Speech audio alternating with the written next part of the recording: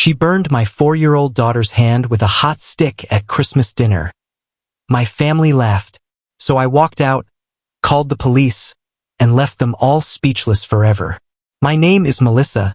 I am 27, and I am a mother to a 4-year girl who is my entire world. I had always tried to convince myself that family means love, safety, and support, even when it is messy or difficult. But last Christmas, all those illusions were torn to pieces. What happened at my mother's house that night changed everything I thought I knew about family, loyalty, and love. It showed me that sometimes, the very people you expect to protect you can be the ones capable of doing the most damage. When the doctor finished wrapping my daughter's tiny hand in fresh white bandages, he turned to me and asked for details. My voice shook as I explained what my mother had done. I saw the disbelief in his eyes at first, and then the disbelief turned into anger. He told me he was obligated to report it, and I said, "Fine, let them." There was nothing left to hide. My mother had crossed a line that could never be crossed again. Later that night, a police officer arrived at the hospital to take my statement. He was tired, his eyes heavy with the weight of many such stories, but when I showed him my daughter's hand, he straightened his posture and took notes with a firmness that gave me hope. He didn't look at me like I was exaggerating. He looked at me like he understood the gravity of what had been done. He listened carefully as I repeated every detail, and he wrote it all down word for word. When I finished, he looked at me and said, "You did the right thing bringing her here and reporting this. You're protecting your daughter." When we finally got home that night, it was nearly midnight. Snow was falling outside, the street silent except for the crunch of my boots against the ice. My daughter fell asleep clutching the stuffed animal the nurse had given her, but even in her sleep, she whimpered and twitched as if reliving the pain. I sat beside her, watching her chest rise and fall, staring at the bandaged hand resting on the blanket. I wanted to cry, but I couldn't. My rage was too deep. My pain was too strong. Instead, I sat there in silence, promising myself that no one would ever lay a hand on her again. The next morning, the fallout began. My phone did not stop buzzing. Calls, texts, voicemails, one after another until my screen froze. My sister's voice message was the first.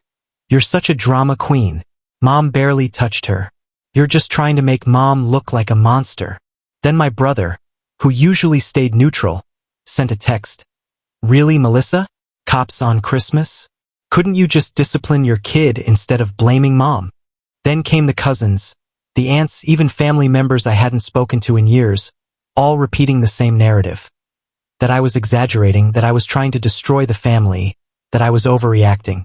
Apparently, my mother had already told her side of the story. In her version, she was the poor grandmother who had tried to teach a misbehaving child some discipline, and I was the ungrateful daughter who had twisted the whole thing out of proportion. She painted herself as the victim, and me as the villain.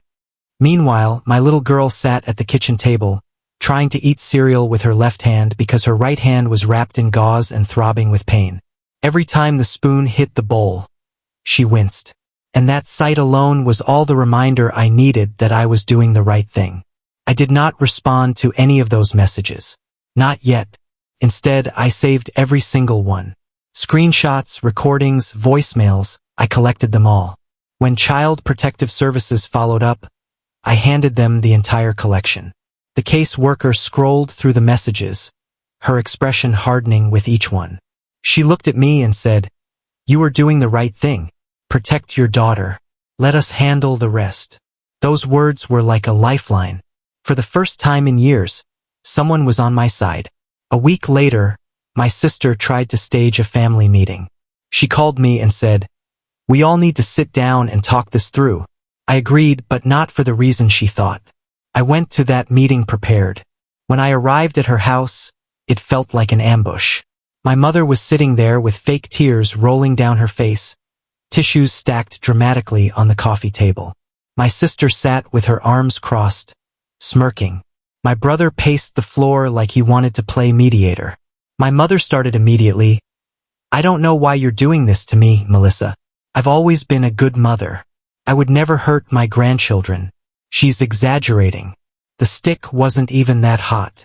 My sister jumped in. You're ruining this family. Do you know how selfish you're being? Everyone thinks you're crazy. I sat there quietly, letting them talk. And then, slowly, I pulled a folder from my bag. I laid down photographs of my daughter's burned hand. Red, blistered, angry flesh that made the room fall silent. Then I placed copies of the CPS paperwork. And finally, I set down the official police report. I looked my mother in the eyes and said, "This is not a debate. This is not a family disagreement. This is evidence. You burned a 4-year-old child, my child, and you're going to answer for it." She opened her mouth, but no words came out. My sister's smirk disappeared. My brother stopped pacing. I stood up, gathered my folder, and said, "I will not let any of you near my daughter again. If you try, you will be talking to the police, not me." Then I walked out without another word. After that day, the texts and calls stopped. The group chat fell silent. For the first time in years, my phone was quiet. But silence did not mean peace. CPS continued their investigation. They interviewed me, they checked on my daughter's healing, and they monitored the situation closely. Weeks later, they called me with a final decision. The caseworker spoke in a calm, official voice and said, "We have determined that your daughter is not safe around your mother. She will be restricted from having unsupervised contact with any minors for the foreseeable future." I sat there holding the phone, tears streaming down my face. Relief flooded through me. For the first time, someone other than me had finally seen the monster behind the mask of a sweet grandmother. But that was not the end. The police followed up as well. They informed me that my mother would face charges of child endangerment and assault. Nothing that would put her in prison for life, but enough to mark her record forever. Enough to make sure she could never pretend this never happened. When news of that reached the family, the group chat exploded again. Some relatives reached out quietly to apologize. Others doubled down on their defense of my mother, saying I should have handled it privately. But karma works in strange ways. My sister, the very one who had laughed when my daughter was hurt, suddenly found herself in trouble. She had been relying on my mother to babysit her kids while she worked. With CPS restrictions in place, that option was gone.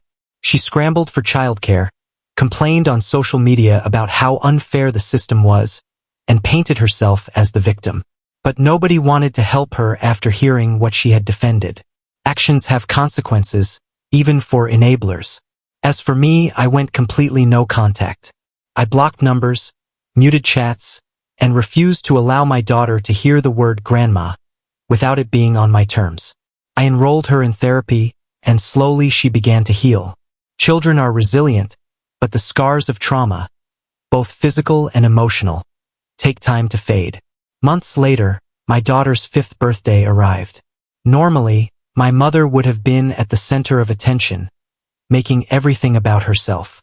But this year, she was nowhere to be seen. Instead, we had a small celebration at home with close friends. There were balloons, a cake, laughter, and genuine joy. My daughter laughed, her hand still healing but so much stronger, surrounded by people who truly loved her. Halfway through the party, my phone buzzed. It was an unknown number. I ignored it. Later, out of curiosity, I checked the voicemail. It was my mother's voice, shaky and almost unrecognizable. She said, I wanted to say I'm sorry. I didn't mean to hurt her. I just lost my temper. Please, can we talk? Please don't shut me out." I deleted the message without a second thought. Because here's the truth. I do not care if she finally realized what she did. I do not care if she sits in her house lonely, wondering why no one calls anymore. She made her choice the moment she pressed that hot stick into my daughter's hand. And I made my choice the moment I walked out that door. So yes, maybe I left my entire family speechless. Maybe they never expected me to be the one who broke the cycle, who refused to play along with their toxic games. But the silence that followed is the sweetest sound I have ever heard. Because now my daughter is safe. And that, more than anything else, is all that matters.